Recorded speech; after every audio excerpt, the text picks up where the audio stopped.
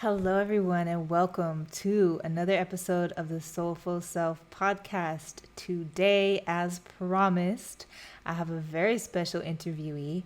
Last week, I talked a bit about my experience at a plant medicine ceremony at an ayahuasca retreat, and I met this amazing woman there who was a facilitator. She was an assistant helping out with the ceremony and a lot of other things at the retreat. And she herself is a facilitator of plant medicine. Her name is Nesha, and she has had her own very unique, very interesting journey with plant medicine. And in this episode, she really goes into depth about her story, about growing up with trauma, dealing with abuse, and being completely indoctrinated into the Christian religion, and to the point where everything just kind of reached a breakdown for her. She was going out and partying a lot. She ended up getting sick with autoimmune disease, and finally she reached that breaking point where all of a sudden plant medicine was calling her. Plant medicine was woven into her story.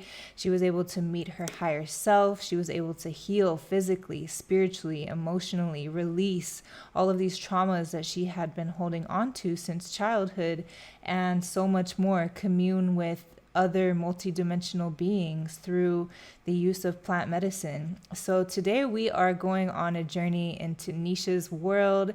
So sit back, get ready, and let's go ahead and welcome her onto the show. All right, I am here with the amazing Nesha. Nesha, I'm so excited to have you here. Welcome to the Soulful Self podcast. How are you today? Thank you so much. I'm so happy to be here. I am fantastic. I'm blessed. I'm happy. And I hope you are too. Yes, I'm actually really excited. I've been looking forward to this interview. I met you recently at a plant medicine ceremony, and I just really enjoyed your energy and the wisdom that you have to offer. So, before we go into your story and all of that beautiful wisdom, I would love if you would introduce yourself a little bit to our listeners by describing a little bit about your cultural background, upbringing, that sort of thing. Sure, sure. So my name is Nesha. I'm from San Antonio, Texas. I was born in Germany to two folks in the army. And so I always thought it was kind of cool that I was exotic. But the reality is, I came from two parents that divorced shortly after I was born. And my mother endured uh, horrors and abuses that, are fairly unspeakable. Um, so for a decent portion of my childhood, my parents were swapping the kids back and forth, family of three kids. And then one year they got into a physical altercation. And after that, we stayed with our mother. But there were some effects from that. But uh, majority of my life has been spent, with my mother as my primary parent, and seeing my father, who was abusive to other people. Um, and also enduring some abuses of my own as a child. I It wasn't an easy life, but I stayed the course. I went to college. I'm from the hood, if you will, or the barrio. I grew up as one of a few Black people amongst a highly populated Hispanic area, and uh, and that's the culture that I was raised with. And then when I became college age, I went to school in Iowa. I've also spent some time living in Tennessee and Rhode Island. I traveled the world. Um, you know, it's been an interesting ride considering where I Mhm. started from. So that's a big background. I also started working in the research industry years ago, and that's my regular 9 to 5. So Okay, I balance awesome. both. Mhm. Yeah, absolutely. Well, thank you for sharing that. Yeah, it sounds like there were a lot of unique challenges along the way during your upbringing. And would you say that that contributed to your spiritual journey? Oh, absolutely, absolutely. Um, yeah, there was a lot of what I've learned in this journey is that you have to go through some things in order to find your way. Mm. And as I look back on, those traumas and those hardships and those difficult times, I'm not angry about them. They don't hurt me anymore, because those traumas, I don't have them anymore. They're gone. That's amazing. I remember the event, very vividly, and I knew how it affected me, but I can now see I had to go through that. I had to experience that in order to finally get to the me that I am today. Yeah, So, absolutely. So it's like the hardships we experience in this human experience contribute to our evolvement and our growth mhm. and our depth. hmm And Yeah. it's tough to think about, but at some point you can get to the place where you can say, "I'm thankful it happened," Wow. and it That's could be the beautiful. worst thing ever. But yeah, having an awakening is, it changes you, it changes your perception, and things that used to hurt you no longer don't hurt you anymore. So Absolutely. So when did you start to have your spiritual awakening? yeah. Um, I would say that started a few years ago, but I should also share a little bit more background. Go ahead. Um, I grew up in my grandmother was very, very religious, and she attended a Baptist church. The family's from Wisconsin, and my mother grew up going to church every single Sunday. She was a church girl, and so when we were children, we had to go to church all the time. And we went to this Baptist church in San Antonio, and it was actually a white church, which was very strange. But they would send a bus, and they would come busing the brown kids and the black kids, and Mm, uh, and I remember going to that church and I just being terrified, because it was all fire and brimstone and God's this, God's that, and everybody's going to mm, hell. And so I was terrified, and and I had gotten to the point where I thought everything and everyone was, out to get me. And we were reading chapters from the Old Testament, and God just being so angry and mean and, hateful, and people chopping off of this person. And I sat down and read the Bible at some point as a child. And as mm. a child, I realized I should not be reading this. Have you ever read the Okay. Bible before? Not in its entirety, but I can imagine it's very gruesome.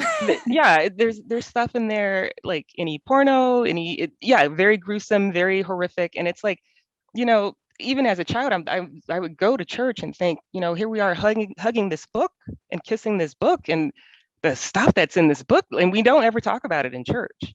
I Mm, found it out by reading it on my own. Um, that's but interesting. but in any case, very heavy, religious influence was placed upon me, and I ended up going to a faith-based college in Iowa, and I ended up marrying a guy that whose family is well known for a certain type of religious music, and yeah, he was also involved in the church, and we were going to church all the time, and I was going through the motions, doing what I was supposed to do, but I'd never ever actually felt what I thought I was supposed to feel going there. Mm, I felt a yeah. lot of guilt and a lot of shame and dirty, and you're a sinner, and and it's like Yeah. I just showed up here. I'm just trying to exist like everybody else, and you're painted this picture of who you are. You're told who you are Mm, and what to think about yourself. You're unclean. You're dirty. You are sin, and I never felt like that. I never felt like I was sin, and that people that I cared about were, that either. But I mean, of course, people make mistakes, but I never felt that way.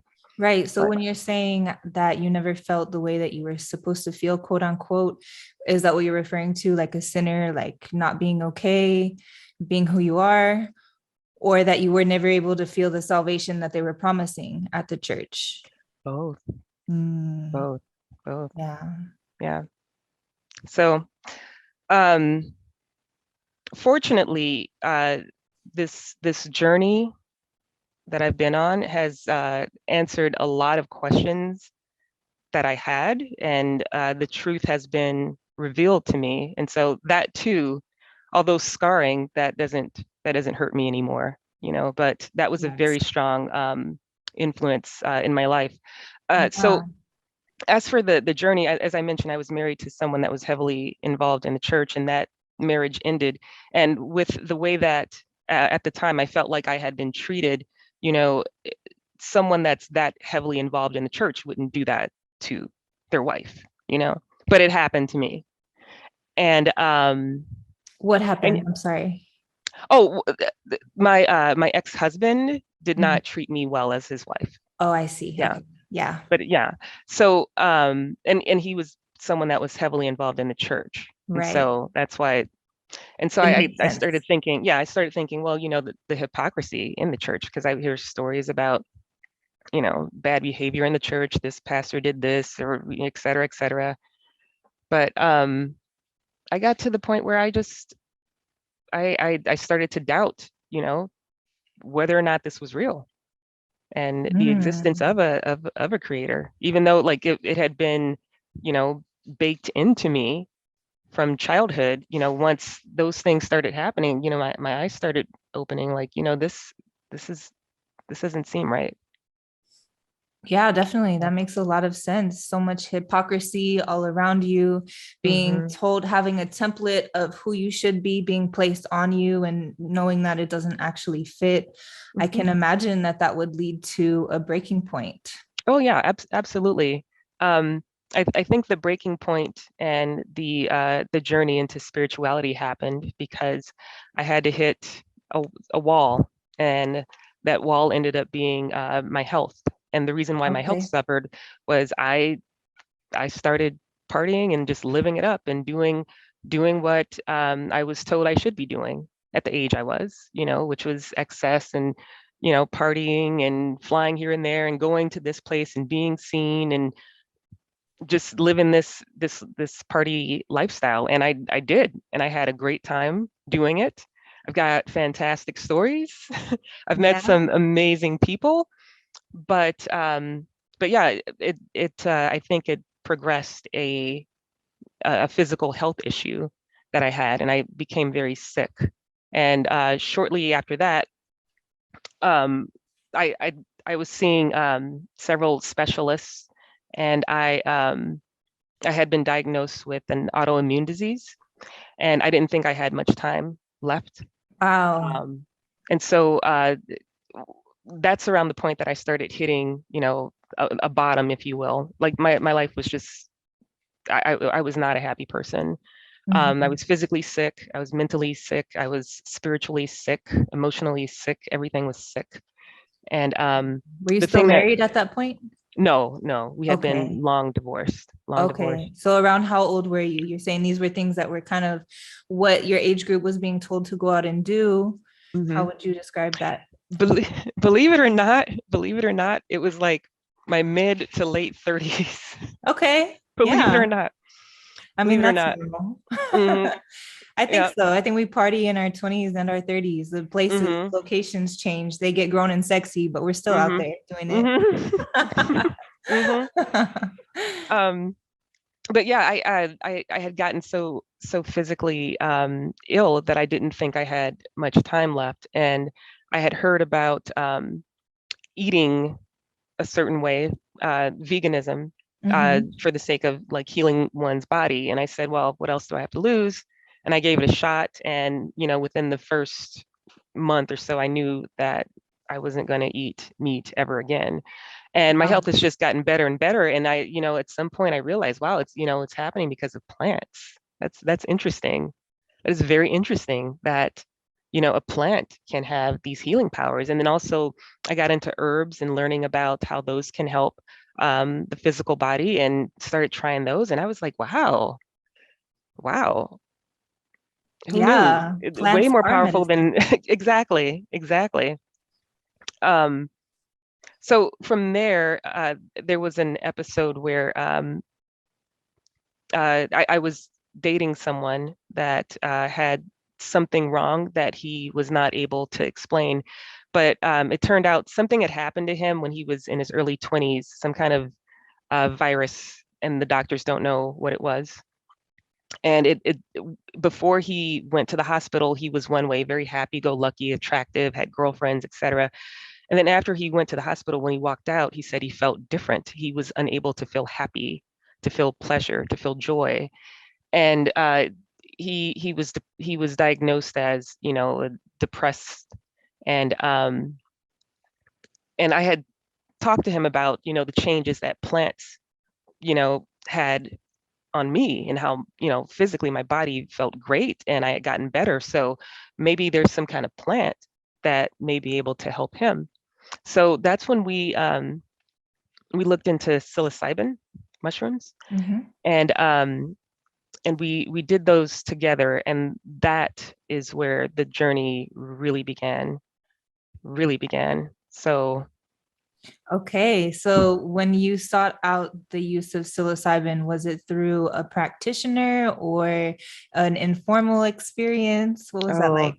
it was so informal. We didn't know any better. I had no Yeah, idea. I was so ignorant, yeah. and just thought I had, watching a couple like TED Talks, that was going to be sufficient.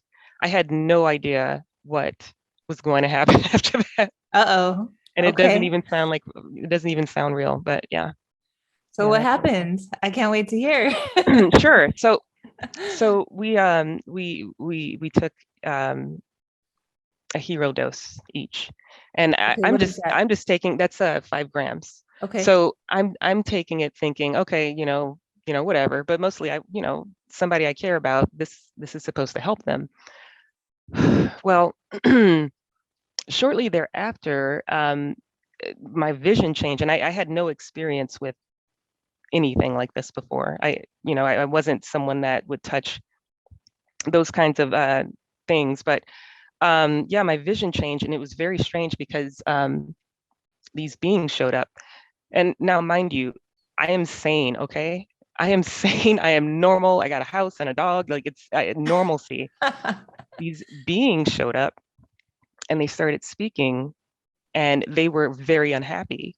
And they said to me that, why did you bring him here? And I'm looking at him, who was my boyfriend at the time, and he's just like la la la la la.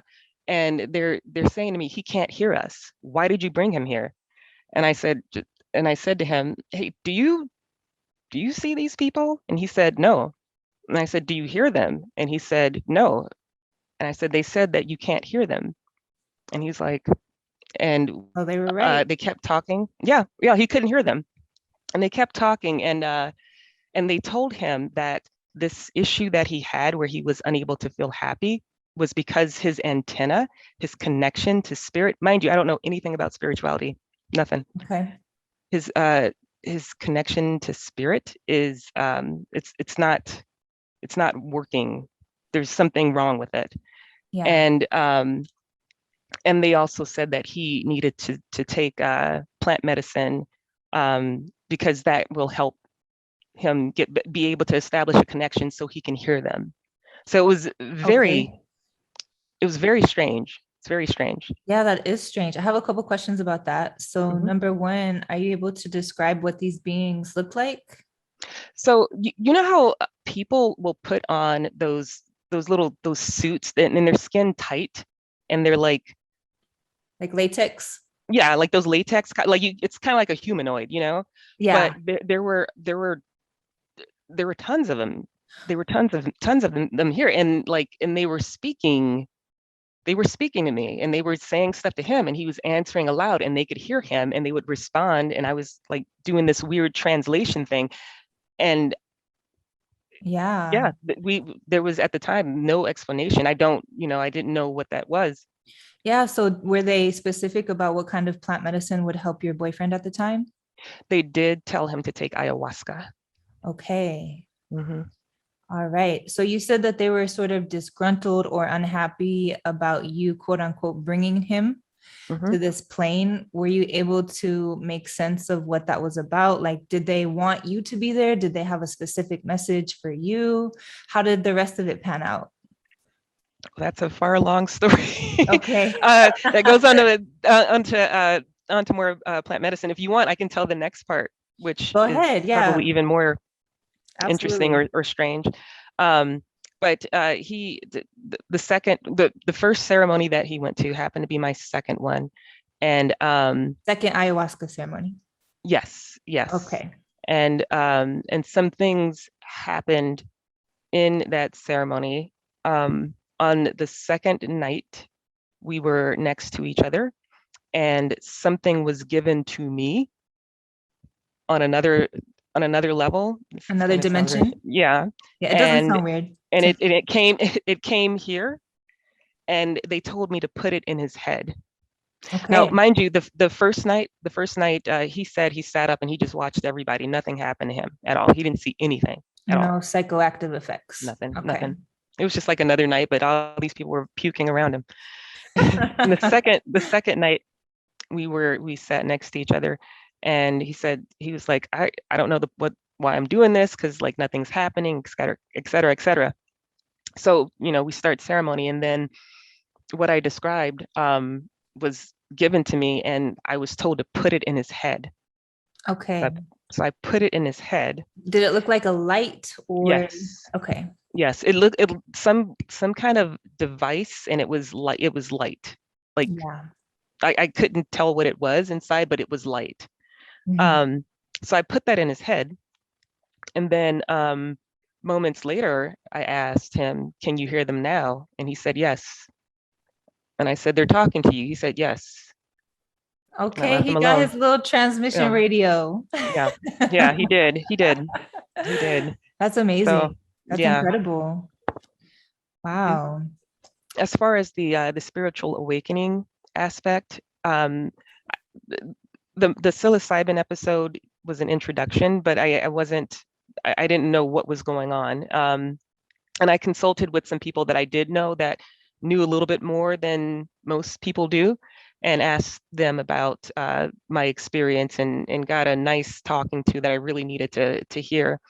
Um, Were they so, telling you about, how to have more reverence for the medicine, maybe not just taking it without guidance, or what was that talking to? well, it was more so, don't do that because you Yeah. don't know what you're doing. Yeah. And it was the truth. I didn't know what I was doing. I didn't know that that was going to happen. Mm-hmm. I thought it was gonna be like smoking weed or something. You just kind of relax, and it's gonna, Yeah. tinker with his brain. I didn't know. I had no idea Yeah, that that. makes a lot of sense. That's a really big misconception in our culture is that these sacred medicines are used just for tripping and as a party drug. And Mm-hmm, that's not what they are at all, right? mm-hmm, mm-hmm, exactly. So I knew it was serious business after that, and shortly thereafter, I decided to take ayahuasca for the first time, and Shortly after the psychedelic or the psilocybin. well, actually more like a year later. A year Okay. later, yeah, Yeah. about a year later. There was a lot of processing that needed to happen after that experience. Mhm. But the first time that I took ayahuasca, I wasn't 100% sure what to expect. I thought it was going to be more like psilocybin. These beings will show up and have a conversation with me. Yeah. Um, but the first night we were told what to more or less what to expect. Some of the hurdles that may come your way, and who to invoke within you, like be it the warrior, the merchant, the priest, or the mage. Like, do you need to fight? Do you need to negotiate? Do you need to make magic? What do you need to do in regards to whatever shows up for you in Okay. ceremony? So kind of what So archetype will you need to call upon once you're yes, in the experience? yes, Mhm. yes. Um, and the first night that and so that's what I was expecting, this sequence of events. Yeah. The first night that I drank the medicine, oh, prior, uh I knew, as far as an intention goes, just write whatever you want. So I wrote the longest, like a Christmas wish list. I wanted this long list. I was ready. Yeah. So the first night that I drank, uh I I went through I went through a physical purge. So I didn't vomit, but my body would start shaking. It looks like I'm having a seizure, more or less, but that's not what it is. But it's a Yeah. purge. Form of releasing energy, right? Yes, Mm-hmm. yes, yes. And at one point, uh, after my body's doing this for a while, suddenly I'm in front of this presence, and I knew it was, Mother Ayahuasca, and I got very excited. And I was like, oh, great. I didn't have to do all that other stuff that we had talked about. I got right to the business. So I was like, awesome. Yeah. It's so good to meet you. Here's my list of all the things that I want. And Mother Ayahuasca said, wait. I want to introduce you to somebody first. And I was like, oh, okay, fine. And she says, look up. And I look up and I saw, I cannot exactly describe what it was, but it was like this head, but like an eternal head. And it was just huge. It was bigger than anything I'd ever seen. And it was grand and it was beautiful and it was regal and it was poised and it was just amazing. Just whatever this amazing entity was. And I turned to Mother Ayahuasca and I said, that's the shit. Mother Ayahuasca said, that's you. Mm. And I said, what? And she said, yes, that's you. That's your higher self. Now, I didn't even know what a higher self was. Mm-hmm.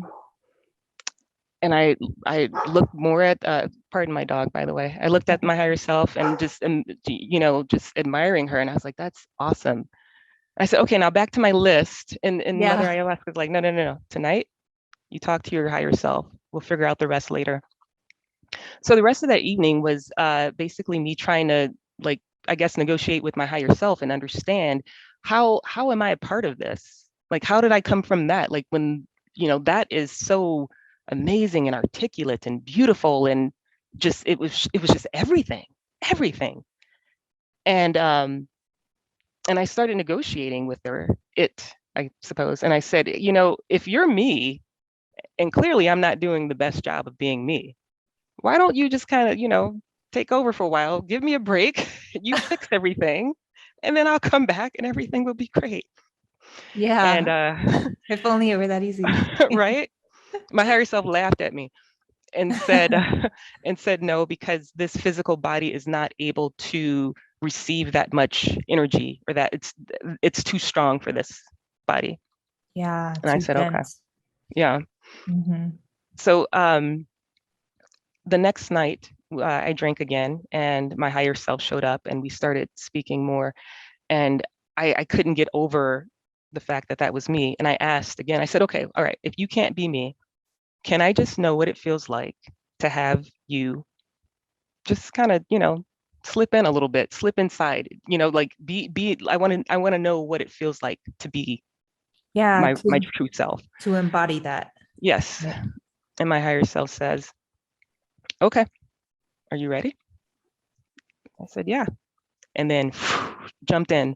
Now, before this happened, remember I was saying I was going through this physical purge of Yeah, that looked my like body. seizures. hmm So this was happening while I was having this dialogue. And so imagine me shaking, and then all of a sudden, it's like this whoosh happens, and then this body just sits up perfectly straight, not shaking, and looks at everyone in the room. And I'm not in the driver's seat of this body. Mhm.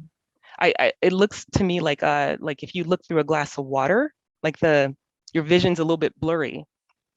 But yeah, this was taking control of my body, and it acknowledged every spirit in the room, and then looked down at my arms, and it looked like looking through water. Like my arms looked like my skin looked like diamonds, like shimmery, right? It's beautiful. Yeah, very high frequency. Yeah. So the next day, I was getting ready to leave. Oh, actually, let me back up. Mhm. Um, before, so that happened, and I heard some people off in the distance, and then some woman came up and like bowed before me and kissed me on the forehead. And I thought, oh, that was nice. So the next day, I was getting ready to leave, and a woman came up to me and said, Nesha, we saw you last night. And she said, it was completely amazing. You were just glowing. You were glowing. And it was just beautiful. We all saw Wow. it. We all saw you. It was like this goddess. And I'm like, oh, because I didn't tell anybody. I didn't tell anybody what had happened, about this Yeah, whole, asking my higher self to come um, embody this vessel. So yeah, incredible. yeah, that was the big jump start to this journey for me. Wow, it's amazing. So after that set of ceremonies, it was two that you did? It was 3 drinks. It was Okay. yeah, yeah. Okay. The third one was a very light dose, just in the daytime. It wasn't anything. It was more of an audio conversation instead of like this big presence. But I felt amazing, and I felt refreshed, and I felt so connected for the first time that I could remember. And I Wow. remember driving away thinking, all those years that I went to church and I tried so hard. I tried so hard. This is the way I was supposed to feel when I left, connected to something. Mm-hmm. So That's beautiful. Absolutely. So, what was it like to integrate that? And maybe you could take this opportunity, maybe we could, to kind of explain what integration is to listeners, because I think a lot of times we hear about the very glamorized aspects of plant medicine. Like I mhm. go in and I have this psychedelic experience where I commune with divinity and the grandmother spirit, and I purge everything that I don't need, and I come out and I'm changed. But actually, there's work to be done. There's integration, right? And would you mind talking a little bit about that? Absolutely. The integration piece is, I think, the most important element of a plant medicine circle. Um, I do know people that will do back-to-back ceremonies. Personally, that's not for me. I prefer to have my integration time because the goal is to change my life. The goal is not to, keep getting lessons, keep receiving lessons, but make no changes.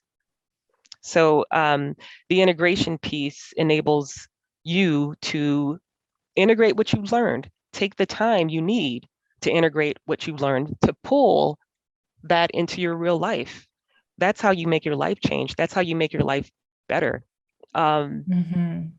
what speaks to you that allows you to embody your true self on a higher self level versus what is speaking to you from an ego driven level, and understanding the difference between those.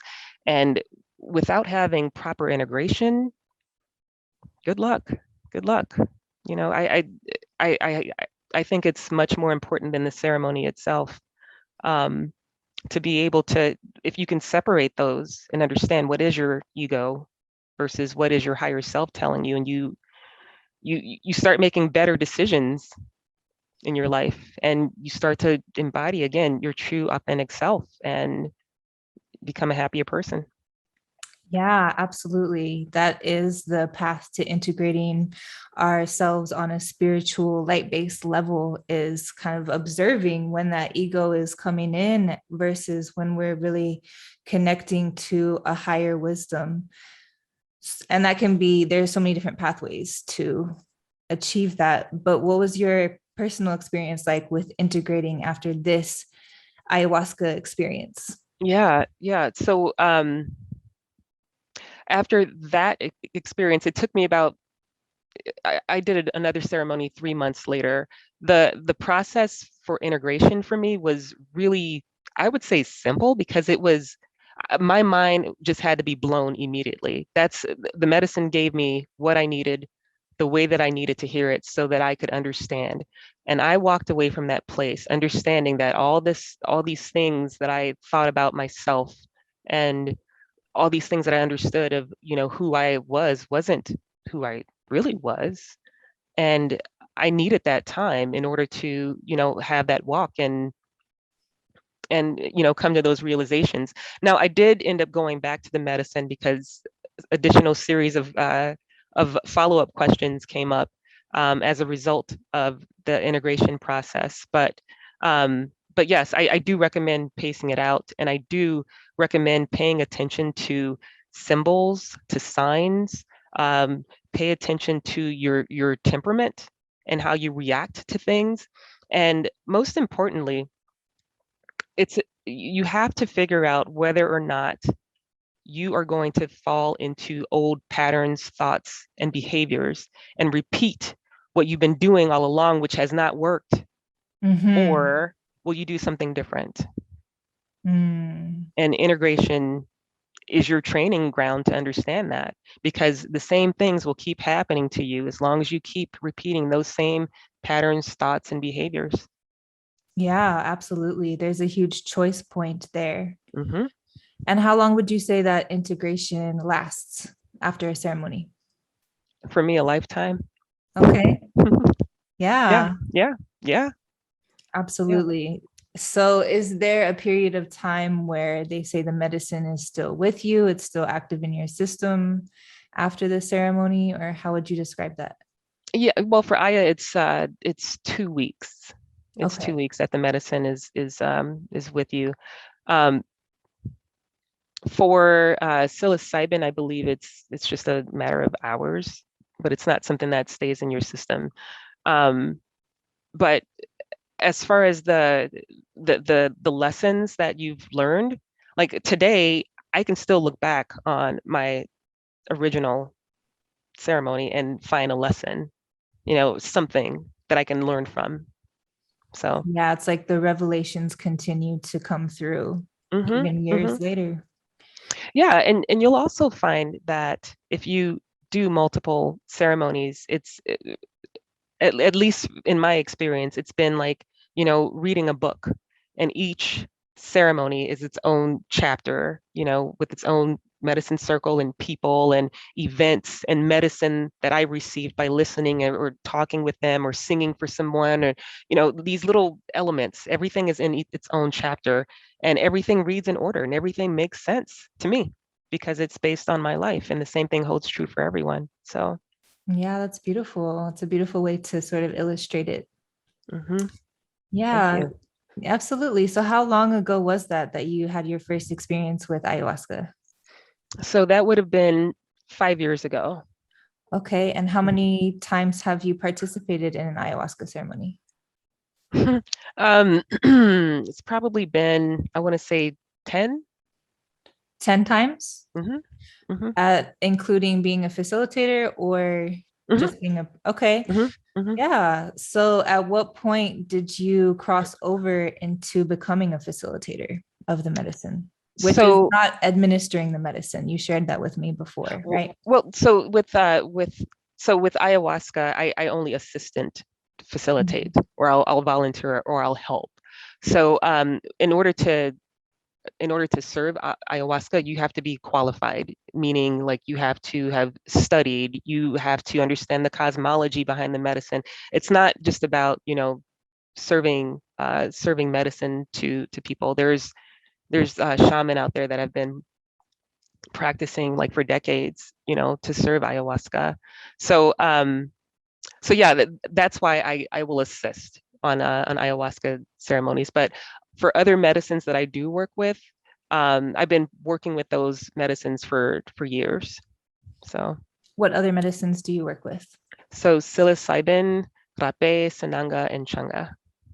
Okay, nice. And at what point did you realize you wanted to work with medicines as a facilitator?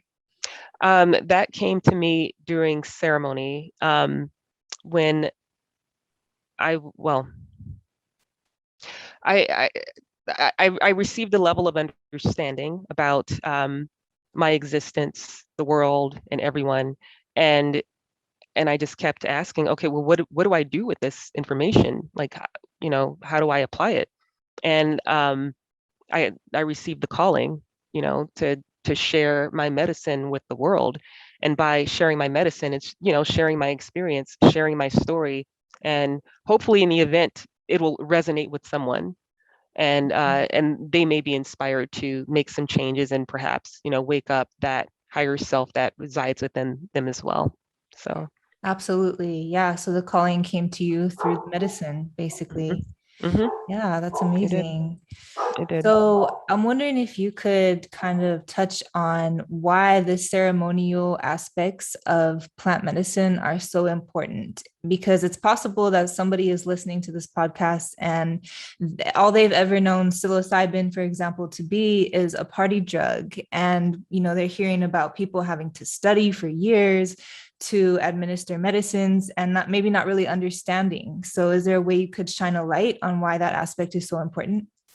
Right. So I think a lot of it has to do with uh, with with someone's connection. So I think my situation is an anomaly because I think somehow I've been pre-connected to a lot of these medicines from the get-go. But for most people, when you commune with these medicines in a recreational fashion, it's a disrespect to the plant and also to the spirit of that plant. And so it can be really shake of the dice what may happen.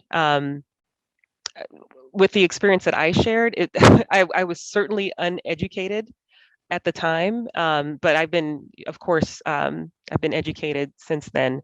But it's not something I would recommend anyone do. These medicines are not recreational, you know, toys, drugs. They're not to be played with.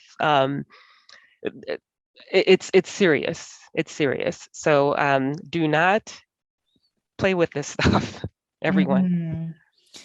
Yeah. So you're saying it's dicey that you don't know what the outcome could be. So I'm curious about that. Like, is that in essence having a quote unquote bad trip, or what are the implications? Yeah, it could be in the form of a bad trip. It can also be in the form of letting stuff into your world that maybe shouldn't be there. Like entities, Yes. negative entities? Mhm. Mm-hmm. Yeah, because you really are opening yourself up when you consume a medicine or something that is going to expand your sensibilities, right? Mm-hmm. And allow you access to other dimensions that you might not be prepared to enter. Yes. Yes. Mhm. Yeah, that makes a lot of sense. And there's also the danger of really messing with your psyche and not being able to come back as your whole self Mm-hmm. from an Mm-hmm. experience like that. And that's very scary. So it is very Mm-hmm. serious. Yes, it can be devastating for people. Again, I like to think I'm super sane, but here I am telling you about a story where these people showed up in my living room and they would only talk to me. Like that's weird. That's weird. But it happened. It happened. So, Yeah. Well, it's weird if you are subscribing to the culturally, spiritually asleep societal hmm norms that we are currently living from. But those of us who are beginning to awaken are starting to understand that we are all multidimensional by nature and that plant medicines are beautiful and they're amazing for healing, but they're also not necessary for us to connect to those dimensions, right? We can do that through meditation. We can do that through inviting our higher self into our experience. There are a lot of different ways. absolutely. In fact, I would say meditation is probably the single thing that I do the most outside of, my work day, but I'll even meditate while I work. That's But awesome. it's crucial. It's critical. It is a part of integration that I highly recommend. Um, through the art of meditation, it is possible to have, full-blown experiences similar to plant medicine. Oh, I hmm know. I've been there. Uh-huh. hmm Yeah, hmm it's pretty amazing. And they're It very is. real, where you can commune with light beings and have your own energetic frequency change, have your own antenna attuned, similar hmm to what happened with your former boyfriend. So, one thing I'm curious about is in the beginning of the episode, you talked about your upbringing and your background and some of the abuses and the traumas that you underwent. hmm And I'm wondering, how did plant medicine help you to heal those and extract higher wisdom and lessons from it? Absolutely. So the process for that, for I would say the biggest traumas was actually not that bad. It was the second night that I told you about where I asked, this is my first ceremony where I asked my higher self to come into my body. It was that night, and after she had gotten out of my body, I had said, what can I do? What do I need to do? Because that felt right. I'd never felt so right before in my life. And Mm-hmm. I asked, what can I do? And she said, okay, we have to get some stuff out of you. Are you ready? And I said, yes. And then I purged really hard. And Grew once up. I did that purge, yes, I saw a vision of my stepfather that used to physically abuse myself and my siblings. And and it's interesting because that time frame was so difficult. Like I kind of have like a blackout around there. I can't really talk much about home because I, blocked it out of my memory. And it's Mm-hmm. something that we don't even talk about. And I had always said, he's someone that if I was walking on a curve of a mountain, he was too. I kind of go like that and just kind of and keep it moving. Kind of Like push him off. yeah, I was, I had a lot of bitterness and anger Yeah, towards him, and understandably. yeah, and threw all that stuff out, and instantly all of it was gone. All of the anger, all of the hatred, all of the pain, all of the hurt, it was all gone, and I just, I was able to let that go, and it hasn't bothered me since. And there were other things that night as well. It was just like, boom, this event, boom, this event, boom, this event, and everything. I would purge it out and I would release it from my heart. And Mhm. I got to tell you, by the time I left, I had never felt so light. I felt like I could float on air because I was able to, um, release those traumas and those issues. And what I learned is that previously, I like to talk about weeds, traumas as weeds. So with the trauma of the physical abuse that we suffered as children, it had deep roots. But every time this weed grew up, I would take a scissors and chop it off. Like I never dealt with it, never dealt with it. But the thing is, that trauma still existed within me, and the longer I let it sit without dealing it, the deeper it got. And so that's why, I had to purge so hard from so deep because that trauma was, really inside of me. And now, I don't look at issues that need to be resolved as something I'll just kind of take the scissors and cut the weed. I got to get that root out. I need to pull it out so I can move on with my Mhm. life. So, Yeah, absolutely. That's beautiful. Just kind of thinking of that imagery of the weed. It's like it's going to continue to grow. And that growth are the symptoms of the trauma, right? The depression, the anxiety, the drug use, the partying, whatever it is, the physical ailments, right? mm-hmm, mm-hmm, Yeah. So, absolutely. yeah, that's a beautiful metaphor. Yep. Yep. Yeah. So it's also very well known in plant medicine communities that if someone wants to participate in a ceremony is something that they should really feel this sort of energetic calling to. Like the grandmother spirit of ayahuasca, for example, will call participants to the ceremony. It's not like you just hear about it and you're like, oh, that sounds fun. I want to try it. Like maybe that'll fix my problems. It's like a deep sort of knowing, right? How would you describe that? um, yeah, I think it is. I think it's a deep set of knowing, and I I cannot explain why or how it got into my life. I mean, I see and I get how it came into my life, but I, it's nothing I would have ever had thought existed. But somehow she called to me and she got me to show up, and I Mm-hmm. didn't even know she existed.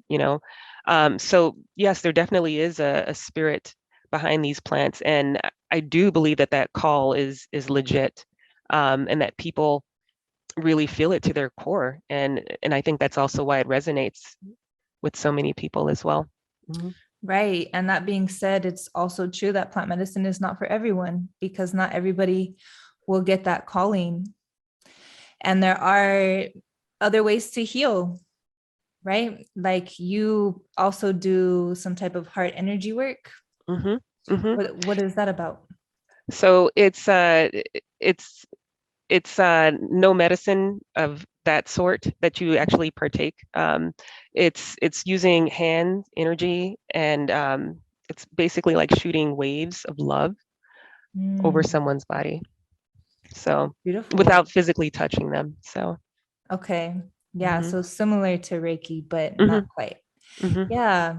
Yeah. And along this line of pathways to healing, I have once heard it described sort of like this, that we are all on this journey of growth and involvement. And it's kind of like a winding path that's going up a mountain. But when we engage in a plant medicine, such as ayahuasca, it's like going straight to the top and Hmm. skipping that winding path. And so for some people that can be really crucial and important, but also what are we missing by taking that direct route to the top? There are pieces of wisdom that we maybe don't get, and this can be part of, I think, the danger of just, sensationalizing ayahuasca, where everybody just wants a quick fix, so we go and take it without having reverence for being called to do it, or without having reverence for the winding path journey that is teaching us what we need to do, because ultimately we're all souls just experiencing what it's like to be human. Hmm. Yeah, I agree. It's definitely not for everyone. I do think that anyone that is called to it should be able to, well, and also qualified to receive it, because there are some physical limitations, as far as some people can have it and some people cannot have it. But yeah, I think that everyone that is called to it, that can have it safely, should definitely um, be able to have that opportunity. But yeah, it's certainly not something that you want to try to force down people's throats, or convince them that they have to do, and that this is right, and et cetera, because that's that's of the ego. That's of the ego, Mm-hmm. and it's their own life to live. So Mm-hmm. we have to learn to accept each other. Yeah, absolutely. That's so true, because there are so many different perspectives, so many different pieces of truth that we all hold. And when we start to say that one way is right or wrong, it becomes a very ineffective way of looking at the world. Hmm. Hmm. Absolutely. Well, awesome. Thank you so much for coming on here and sharing your story. Is there anything else that maybe we missed that you wanted to impart on listeners? Um, I just want to say I feel so blessed. Thank you for having me and allowing me to share my story. Um, I just hope that people will take a listen and become curious about their own higher self, and separating the ego from their true self, and getting a sense of who they truly are, as opposed to, who or what this third dimension tells us that we are and who we should be. Um, Wake up your divinity. Know that you are sacred. Know that you are loved. Know that you're not just some, B character in a movie. You are the main character. You Hmm. are the story. You are the experience. You are divinity. That's beautiful. Words of wisdom and inspiration. And I think that your story really does incite that in any listener, just being able to connect with your divine self and question the paradigms of this 3D world. 100%. So, where can listeners find you, Nesha? So on Instagram, I am NYLVISA, kind of like the credit card. Nil Visa at that's my Instagram, and my email is neshasvibes@gmail.com. That's NeshasVibes@gmail.com. All right, wonderful. We will link to those in the show notes as well. But other than that, thank you so much for being on the show. It's been an honor. Thank you. It's been my pleasure. So good to see you, Chelsea. It's been fun. Absolutely. Likewise. And thank you to all of our beautiful listeners. This has been another episode of the Soulful Self podcast.